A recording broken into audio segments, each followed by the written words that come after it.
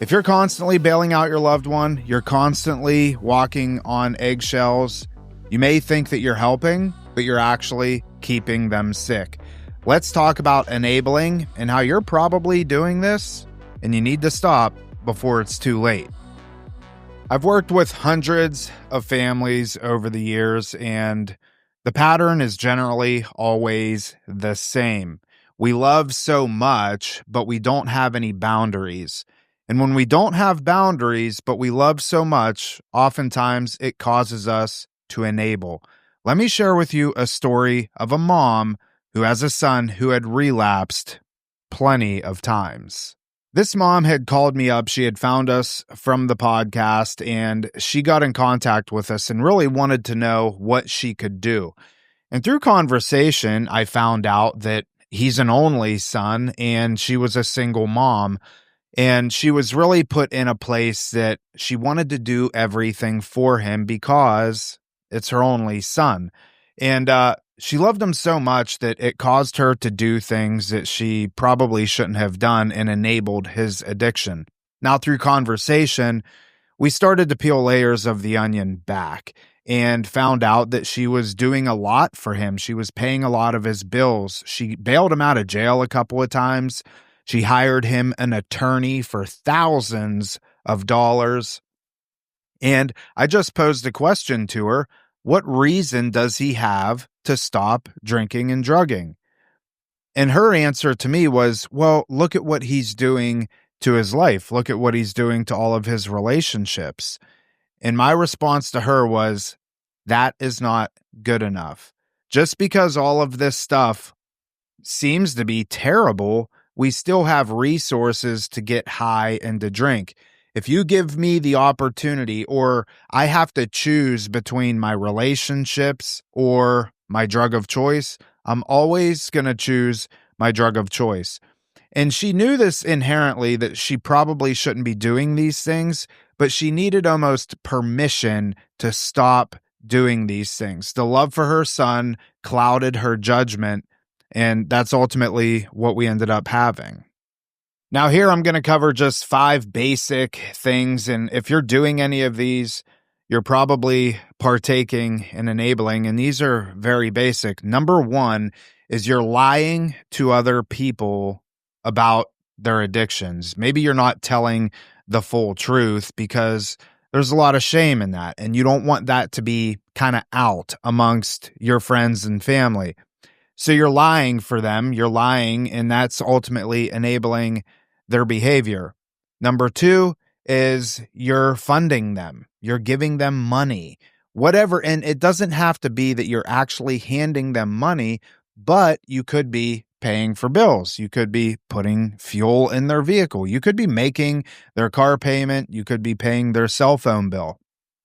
Anything that requires financial resource that you are assuming that responsibility, it's definitely playing a part in enabling. Number 3 could be you're making excuses for their behavior. I see this happen a lot, especially amongst parents that are maybe not on the same page. One parent makes an excuse for their son or daughter's addiction to the other parent. Well, if they wouldn't have gone through this, they wouldn't be this way. If we wouldn't live here, then they wouldn't be this way. If they wouldn't hang out with these certain sorts of friends, they wouldn't be this way. You get the understanding of it. You're making excuses for their actions. And that in and of itself, it's enabling, because if you're making excuses for their actions, then it's going to lessen the likelihood that you're going to see something wrong with what they're doing. So stop making excuses for it. Understand that there is a problem here and it needs to be addressed. Number 4 is you clean up their messes. Now, this is actual, like literally and emotionally, but more on the literal side. You know, a lot of times people, addicts and alcoholics, we have consequences. Maybe this is in the court system, or this is with our employer, this is with our school, whatever the case is. As a parent, sometimes you'll feel the need to swoop in and fix it. I've seen scenarios where moms have gone to their child's college and really fought to get their kid to not be expelled from school. because of drug use and bad grades and just not doing the deal, not doing what college is required of. I've seen some moms and had conversations with them that they go to the school and try and prevent this from happening. That doesn't do anything. Same in the legal aspect of it. You'll spend a lot of money on attorneys because you can't fathom the idea of your son or daughter having a legal record, and you'll do anything to keep them out of jail. These are examples of you just swooping in to clean up their messes. And actually, what you're doing is you're robbing them the opportunity to grow, because a lot of times we have to go through this stuff in order to grow. So stop cleaning up their messes. And the last one is you're afraid to set consequences out of fear. And this is when you are actually held hostage by your son or daughter's addiction. This is not a healthy place to be. You are the parent, you've been the parent, and you need to continue to be the parent.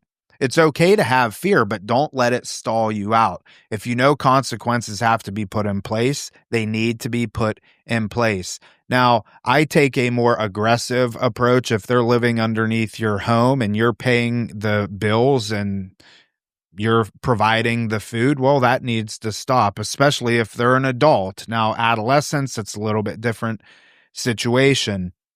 But don't be afraid to set the consequences, because, again, they need to feel the sting of what is truly happening here. And so respect yourself enough, respect your family dynamic enough to know, like, hey, we're going to do this. We're setting these consequences. Whether you like it or not, that's entirely up to you, but we have to do this as a family so you can understand you got to get some help. So let's use an acronym. STOP. STOP. Okay. Now, the S is going to be setting boundaries. Okay. That's the very first thing that we need to do. We have to be able to understand what these boundaries are and how we're going to set them. Now, here's the kicker. A boundary is only a boundary if you are willing to uphold that boundary. Don't bother trying to set a boundary if you know you're not going to be able to uphold it. So that is the S for stop. Set boundaries. The T is going to be talk with clarity, okay? Understand what you are going to say. Now, talking with clarity means not bringing emotion into the conversation. A lot of times family members, they bring emotion in and it becomes unproductive because we get angry, we get rageful, we say things that we probably shouldn't say, and ultimately that doesn't move the needle much. So the T is talk with clarity and remove emotion. Understand what the boundaries are that you want to set and how you are going to communicate it in an effective way, non-emotionally. The O for stop, the O is own your role. Take some time and reflect on what part did I play in my son or daughter's addiction? And if I keep playing this same part or this same role, is it ultimately going to fix things? Chances are it's not. You're going to have to change some things about your approach, what you have done. Again, own your role, reflect on it, and really look back and maybe ask your spouse or ask somebody that is trusted to you. Ask them, can I be doing things differently? Seek wise counsel, I guess is the best way to put it. Owning your role, reflecting, understanding ways in which you can change that ultimately is going to move the needle forward. That's something that you need to do. And the P is provide help, not rescuing. If you're going to offer treatment to them, that is help. If you're going to offer to pay their rent, that is rescuing. Understand the difference here. Option A is furthering their likelihood of help. Option B is furthering their likelihood of staying in their addictions and actually getting worse. So this is something that is very important that you have to really gain clarity around.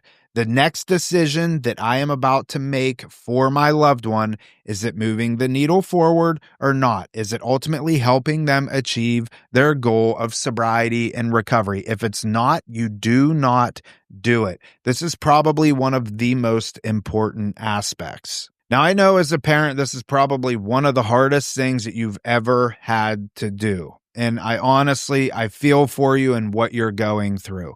But just understand that there is help out there. There are people out there that specialize in this sort of stuff. And this is ultimately probably one of the things that you need. You need support now more than ever. A lot of times, parents, family members, loved ones, we try and fix this on our own, and years can pass with nothing. Nothing changes. So understand that you need support, you need help, and that's what we're here for. Like I said in the beginning, I've worked with hundreds of families over the years.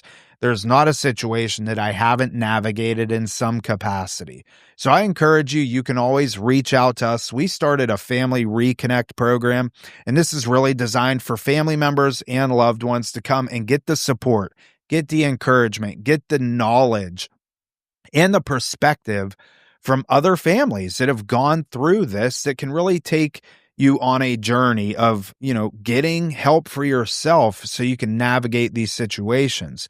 This is something that you should not go at alone. You need support, you need guidance. So I hope this helped you to understand that enabling, it is an actual real thing. You can be a huge detriment to somebody's recovery or the likelihood of them recovering. So understand what you're doing. Take this and really think about it and understand the impacts that you are making as a parent. So I hope you got a lot out of this. And if you want more content from us, make sure to follow us, like, subscribe, all that fun stuff. And I'll see you later on the next video.